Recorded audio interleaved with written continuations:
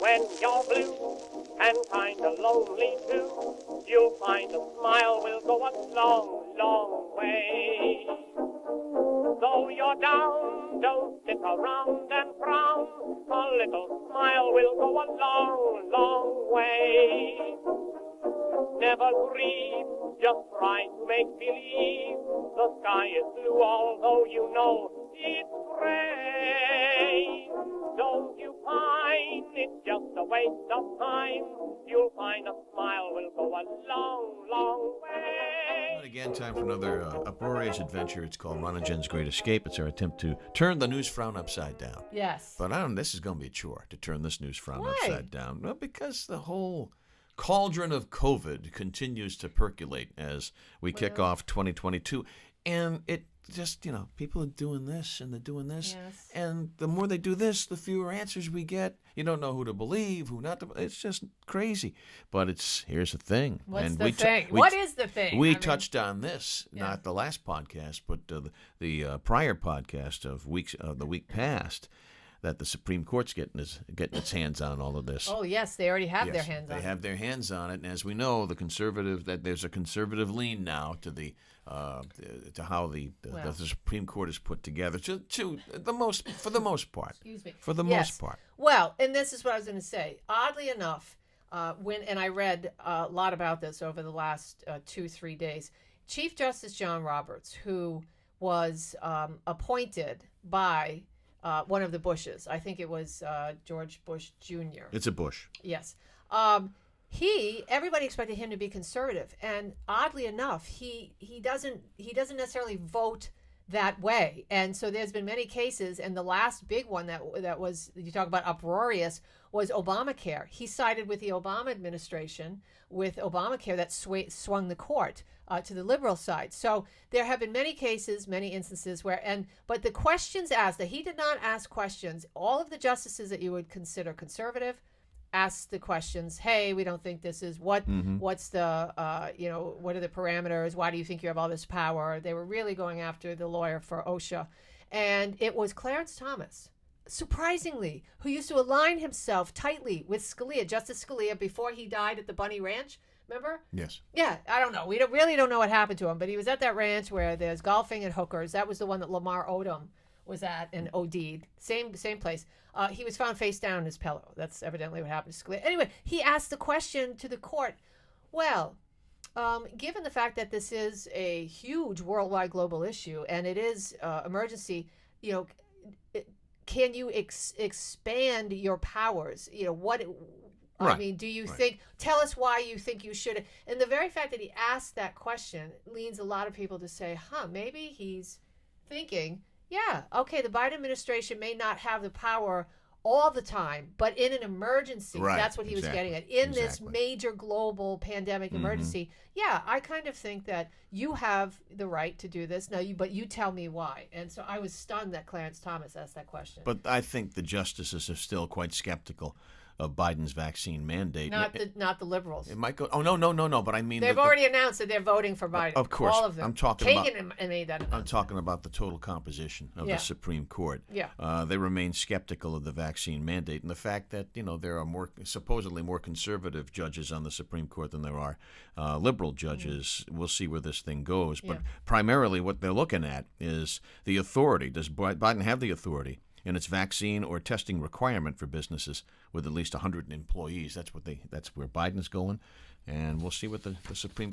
They might have a decision by the time this thing drops. That I doubt. Well, what I heard that they might do is have a stay. So any sort of mandate, they would just stay. They would stay that until they make their decision, and they say that the decision could come. It's probably going to be more, I think, close to a month as opposed to 2 weeks. They really want to be thoughtful about it. I mean, you don't want to. This is going to change the face of society. Oh, it's going to set. This is a huge and then the next question is, what's an emergency? How do we define the parameters of what an emergency this type of power is? And so it's just going to open up Pandora's box. So they've got to really, I think, take their time on this one. I think they know that. They don't need me to tell them that. And as things, because they're supreme. Yeah, and as they things, are. As things trickle. I mean, I'm a big deal, but That's they're right. supreme. That's a supreme holder. Yeah, right. As things trickle down, though, I mean, that's way up the ladder, the Supreme Court. How about this one? A judge in Rhode Island has upheld the Rhode Island vaccination mandate for healthcare workers. So, I mean, the amazing inconsistencies when it comes to this pandemic just continue. Yeah. RIC, CCRI, RISD, they're going to go remote to start the spring semester. How about URI? How come they're not going 100% remote to start the spring semester? Yeah. Then you got Providence Police. They could lose 80 officers to a mandate. That's still going to be very much up in the air. Mayor Alorza in Providence says he's shown no signs, it says the Providence Journal. That's what the Journal said. Yeah. Shown no signs of wavering, comparing his mandate to the state policy that prompted firefighters to get vaccinated. There's some more inconsistencies there.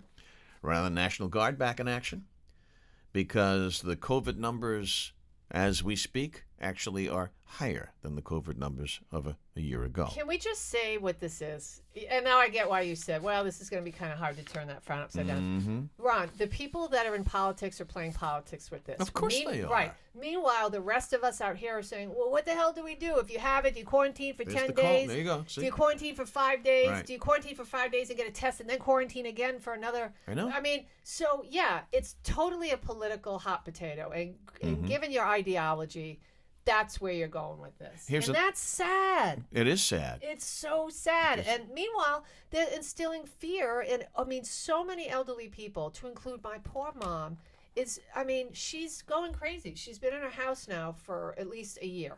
Plenty of people. I know plenty of people outside of doctor's appointments. Yeah.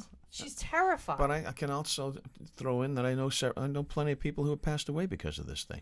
So, the fact that there's such a lack of leadership, a consistent leadership. Yes. And here's another thought. Rhode Islanders, we seem to be going about our lives because COVID testing is just so difficult to even get done here. Well, what are you going to do, Ron? I mean, and I will say two things. One of the things that I think they're doing is over-reporting. And in New York City, the numbers are showing that. There was a report a couple of days ago that said they're saying, 5 million COVID cases. But what they're not telling you is the people, over half of those people in New York City have not gone to the hospital for COVID. They've gone for heart problems or a broken leg or neck issues. And then when they test them, they come out positive. And so that's really big because when they say X amount of people hospitalized, they make it seem as though it's something it's specific. Yes, that it's not necessarily. But I said to my dog groomer the other day, what I don't understand is this. I mean, yes, more people are going to test positive for COVID because of this new variant. But this variant is insanely mild compared to the original coronavirus and the Delta variant that we just dealt with, 6 months ago. So everybody is, I've got COVID. And I get it, but the variant and the CDC and even doctors, from all over the country are saying this one is like having a cold, this variant. So why are so many people, and you should have seen the look on my dog groomer's face. It was as though I was saying, because I know, obviously, I could tell by the look on her face that she leans left, and I thought, I got to shut up right now. Yep. You can't have this conversation with people. And God forbid you had it. God forbid you had it during the holidays. Yeah, wow. Talk about putting a schism. I was just shooting the poop. Yeah, but not good to do. By now you should know better than most people that you can't go there. What do I know? Well, you've been doing talk radio. You know what. You know what you can discuss and what you can't discuss at a family gathering, Well, you don't bring up abortion. You don't bring up a religion. You don't bring up, now you don't bring up politics because it's, there's no gray area. There's no area for good conversation. And you don't bring up COVID now, period. No, see, that's where I disagree with you because aren't we at a place where I'm not going to be fearful enough not to have a real conversation about real issues that we're being gaslighted about, that our politicians are twisting us and dividing us about. Let's talk about it. No, because it's the same pot. It just goes right into politics. Well, and we have to learn how to talk to each other again because this generation does not talk to each other. This generation is there. If this were an iPhone, this is where they're at. This generation You know, when I was young. No, I'm not saying when I was young. I'm saying this generation, they talk through text only. That's it. They don't even. My roommate is a millennial. She does not talk to anybody on the telephone. She texts. It doesn't even email. She just texts and goes on Instagram constantly. This is her life. And I said to her the other day, you're missing out on a lot. Well, you're missing out on sunrises and rainbows. We're all missing out on a lot cardinals right now. in the yard. I mean, you know. Well, we're all missing out on a lot of stuff now because we don't have the option to actually participate in everything we want to do. Well. Hopefully those shackles come off pretty soon. The shackles. All right. So Your that's phone's making noise. I know. So that's what I've got when it comes to that's it? some news today. Well, I got one here. And this is something. I like that story. This one here? Yeah. We'll do that later. But I was going to bring this up before Jen's news, which we're going to get into momentarily. Yes. But 3/4 of voters, according to a poll that was out, say that members of Congress shouldn't be able to trade stocks any longer. I kind of agree with that. I agree with that. Yeah, I agree with that. They make rules about stocks and stock trading, and they deal with people all the time that are lobbying them so they have regulations regarding stocks, and then it's like insider trading. It is insider trading. It's like legal insider trading. You know what? They get enough perks. Take it away from them. Pelosi's husband, he invested in all kinds of stocks that she was working that she had bills pending. And that goes not just her. They made millions. Not just her. It goes Stock on options. and on and I'm on just and using on. her as an example because they were in the news. I'm into that. I totally agree with that. All right, into Jen's news now. We have returned. Oh, you have what? Another point on that? No, and the only other reason why I mentioned Pelosi is because she's the one who's got on the podium and said, we should be allowed to do this. She's a hypocrite. Why? Because she's making $1 gazillion. She's a hypocrite. Well, I'm just saying. And now I'm done. All right, now we move on to Jen's news and the return of the kazoo, which in the prior podcast we taught you how to play. Yeah, you got to very, very difficult. Start by putting your lips to the large hole at one end of your instrument. Hey now. That's what it says. That's what it says.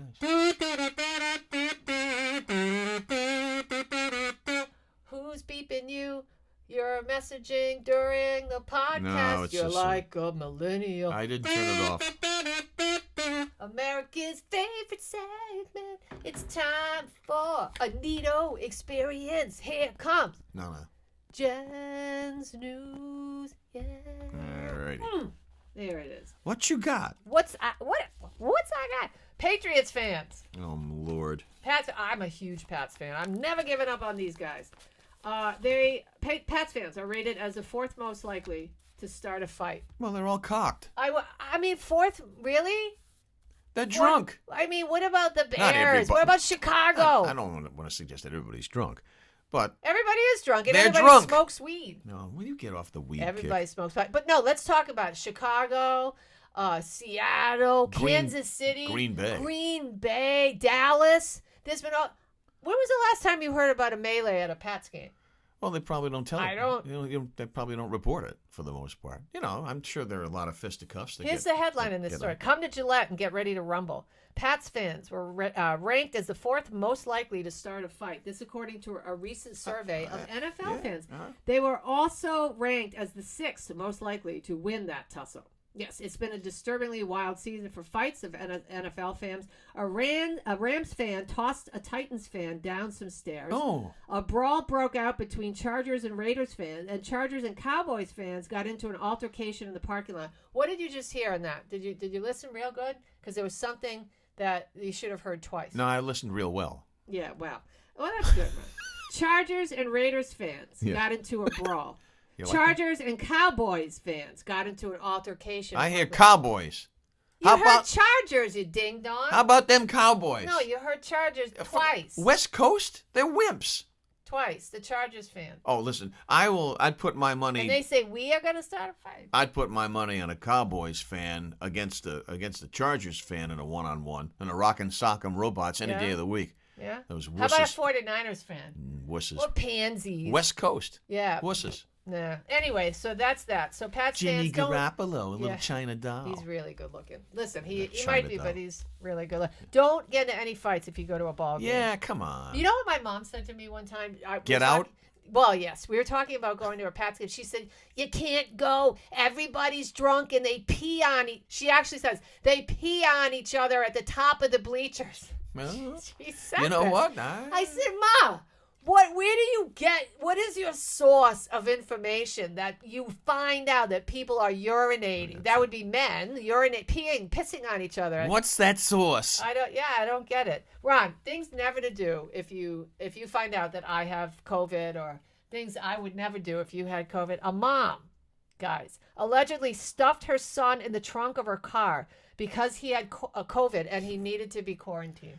That's tight quarters. Yeah, now she faces criminal charges. She should. Yeah, she stuffed her 13-year-old son in the trunk of her car, and she's 41. She said she went to pick him up. He looked sick. She took him through a drive-through coronavirus testing center in Houston. He tested positive, so she said, you're not coming in the main cabin of this vehicle, so you're going to ride in the trunk. That's terrible. On the way home. That's child abuse. Yeah. How old's the kid? 13. Yeah, child abuse. Yeah, so Good, she should be brought up on charges. Yeah, so I guess stick her in the trunk the for a month. neighbors saw him cry. She popped the trunk and let him out, and they called the cops. Brilliant. Yeah, so there you go. And Ron, if you're a space nut like I am, I love it. Remember the Far Out Space Nuts with Gilligan? Yes. You remember that crazy Saturday yeah. show? And then there was the Lost Saucer with Ruth Buzzy and Jim Gilligan. Nabors. That's so terrible. Yeah, It's Bob Denver. But of course, he's Gilligan. Gilligan. He's always going to be Gilligan, right? Yeah, but Jim Nabors showed up on the Lost Saucer as a robot with Ruth Buzzy. Jim Nabors. Where are you going? God rest. Lost Saucer. You don't remember? That was a Saturday morning show. Gomer Pyle. Yeah, it was great. Scientists discover a planet bigger than Jupiter. How about that? Scientists are announcing the discovery of a huge planet that orbits two extremely large and hot. They're hot stars. Like Maybe Jimmy they were Skims. Like Garoppolo. Like Garoppolo. In the article published in Nature last week, the planet is called the B Centauri b. It's 10 times the size of Jupiter and is also notable because it was previously believed planets could not form in the type of environment where it was located. So there you go. You can read the Nature magazine, and there's an article in there. Are they going to make it an official planet? Any word on that? If it's Let me see. No. No. It's bigger the than... European Southern Observatory, they're perusing whether they're going to say this discovery is going to change the picture about massive stars. So you're basically telling me they're not there yet, but I think they're headed there. You're telling me right now they found something that's bigger than Uranus. Yes. And they're not going to call it a planet. That was too bigger easy. Than Uranus. Start by putting your lips to the large hole at one end of your That was instrument. way too easy. Yeah. Way too easy. That's how you play a kazoo. Low-hanging Uranus. All right. And that's all. That's all we have for Jen's News today. Yeah. You want the biggest brouillon of the year so far. And I mean, he ushered in the new year and it instantly became the first brouillon. Remind me to mention something about Alec Baldwin since you're mentioning this. Andy Cohen. Andy. Oh, yeah. What an a-hole. Well, he did do a great disservice to his own career. Well, no. Apparently, CNN says it's sticking by Andy Cohen. And this is as staffers reportedly fume at CNN. If you don't know what I'm talking about. They say that now, but Ron. I got to tell you something. They canceled Joy Reid's show. They're going to cancel this guy. This guy's a massive a-hole. And he's not entertaining. He's not. You know what? I don't think he is. He's a train wreck. Yeah. And that's why people tune in. He got so cocked again, by the way, did it last year too, during the special with Anderson Cooper on CNN as they ushered in the new year. He was cocked and ragging all over outgoing New York City Mayor Bill de Blasio. And Ryan Seacrest. And I mean, this is CNN. Yeah, and he criticized CBS's coverage. He was ragging, ABC, excuse me. He was ragging all over the other network. And apparently staffers are like, man, come on. You know, our credibility is stretched thin as it is. We don't need this jerk running around, doing that kind of crap. So anyway, he's my candidate for Brouillon of the Week. Wow. Or a year. Since you brought up Brouillon, our very first Brouillon, is that how you say it? Yeah, Brouillon on the Tree Topper. Yeah, the Tree Topper was Alec Baldwin. Yeah. So remember when Alec Baldwin, was it 5-6 weeks ago when he did his teary thing with George Stephanopoulos and everybody, right? The guy, there's a warrant for his cell phone. Mm-hmm. There's a warrant out for his cell phone, and he refuses to turn it over. And that was, what was the first photo we saw after that horrible incident? Him on his cell phone. Right. He hasn't handed over his cell phone to the cops despite a search warrant, and now New Mexico authorities are enlisting the help of the Long Island Sheriff's Office to obtain material from his iPhone after the fail. So 2 counties. Two different police departments. One is the Long Island Police Department and folks in Mexico. New Mexico authorities on Thursday said they were working with police to get the cell phone. But now he cries. He's cooperating. He wants answers. He doesn't understand what happened. But he won't turn his cell phone over? What does that suggest to you? I'm just saying, Well, what it's does not it a say? good look. You don't have to be Hercule Poirot to put 2 and 2 together. Was it Colonel Mustard in the living room with a lead pipe? Yeah. I mean, something's on that cell phone that he doesn't want people to see or hear. That's right. All right? Yeah. So when does he just destroy it? Oops, Well, it fell in.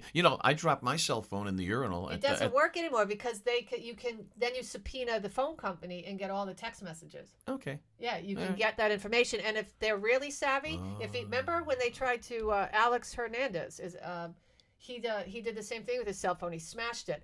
They put it back together. They got info from his cell phone, and that's how the guy ended up in jail and then took his own life. So what you can basically say to that is you can run, but Joe Louis, you can run, but you can't hide. That was his first name, right, Alex? No. What was it? Yeah, I didn't think so. You're talking about the Patriot? Alec Baldwin, the Patriot tight end? Hernandez. Aaron. Aaron Hernandez. Yeah. So you can run, but you can't hide. In the great words of the heavyweight champion of the world, Joe Louis. Once you put it out there, it's out there forever. It's out there. There's always a way of recapturing it. Absolutely. All right. Where did that come from? Where the hell did that come from? Where the hell did that come from? We've been talking a lot about politics in this particular podcast. Yeah, well. So, why are political positions referred to as left and right? Okay. Ever pondered that? I haven't, but I'm always interested in learning. Over 200 years ago, King Louis XVI of France was forced to convene a form of parliament for the first time in more than a century. Now, at this particular assembly, the more radical delegates took up seats on the left of the king, while their conservative counterparts sat on the right side of the king. Ever since then, liberal views have been referred to as coming from the left. Conservatives are coming from the right. Well, isn't that interesting? What about progressives? Where do we put that? Is that in there? I think we have to ask Flo that. Flo? About progressive. Okay. All right. It's in here somewhere. I was Flo. And for Halloween. So was my wife. You can ask me. So was my wife. We accidentally got 2 costumes in the same order, so we split them up. So you got to be Flo for Halloween. I sure did. The Little Book of Answers. You know who I'm going as next year? Andy Cohen? No. You. Me. That's not much of a costume. Yeah, sure it is. I get to have a lot less hair, and I get to get shorter. A lot shorter, yeah. Shorter. But my nose is just as big. Well, you get your story out about. And I can wear an accordion. Yeah, well, you can borrow the little one. There you go. Are you too old to shovel snow? This is very important here. Yeah. Apparently, this study says I'm way too old to shovel snow, and you're almost there. Wow. It says here, the Cleveland Clinic encourages people to start finding other ways to remove snow once they turn 55 years old. Screw that. So. You know what? It's great exercise. Yeah, that's a great excuse for me not to shovel. So I love to shovel. All right. Yeah, well, we shovel enough on this podcast. We do. That's for sure. It's so much fun, isn't it? My major instrument, so to speak. Isn't it great? The adult accordion has to go up on the lift. So I broke out my little junior accordion. This is the one that I actually played when I was a kid. I started playing this when I was 10 years old. I still got it, believe it or not. Ron. The accordion. You still got it. No, the accordion I still got. You still got it, brother. Listen. Look, it still fits. The straps still fit my body at this point, which is strange. You know? There it is. Hey, we both love dogs. We do. You got Molly, I got Hazel. Yeah. And I often wonder if, I took Hazel to Europe for a year, and all of a sudden people were speaking, in a foreign language. I do. Hey, listen, it keeps me up at night. If Rita was, 3 a.m. if Hazel was in, let's say, Germany, and I said to her, after a while, Hazel, das weiß ich nicht. Would she understand what I said? Ich möchte ein großes Bier, bitte. Wo ist Toiletten? Yes. Would she know? Would she know? Well, dogs' brains are smarter than you might think. Researchers in Hungary scanned the brains of 17 dogs and found the animals could differentiate between 2 different languages. However, the dogs did not show a preference for speech over non-speech.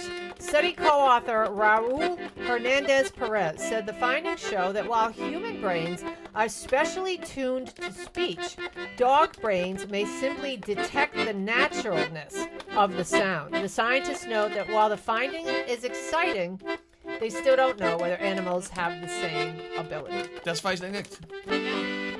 Right? So, in other words, that's the answer. Das weiß ich nicht. I don't know. I don't know. We don't know. Kein Mensch. Oh. No people. Kein Mensch. Kein Mensch. That sounds like a swear. I took one semester of German flunked Yes. it miserably at St. Did you? Raphael's Academy, but I can still just, wo ist Toilette and where's the toilet? Ein großes Bier. Hi, honey. Ein großes Bier bitte, which is extremely important. Yeah, well, it Means is. Another large beer, please. I lived in Germany for 3 years, and the only two things I can say is Ich möchte ein großes Bier bitte. I'd like a large beer, and wo ist der Toiletten? Where's the toilet? Where's the crapper? That's it. That's all I learned in 3 years living there. How about this? That's sad. Ich nick this state. Oh, I don't understand. I don't know. It sounded like Hitler for a minute. Ich nick this state. It's a very guttural, phlegm-throwing language. Yeah. Whereas Spanish and French is flowery, and Yeah. it's nice and it's romantic. German is like... Yeah, it is. Yeah, you got a lot of phlegm going a on lot in of phlegm there. going on. You got- And we will clear that phlegm out before we see you on the next Oh, your podcast. dog's breath. Yeah. She can melt steel. Hi, sweetheart. You'll find a smile will go a long, long way.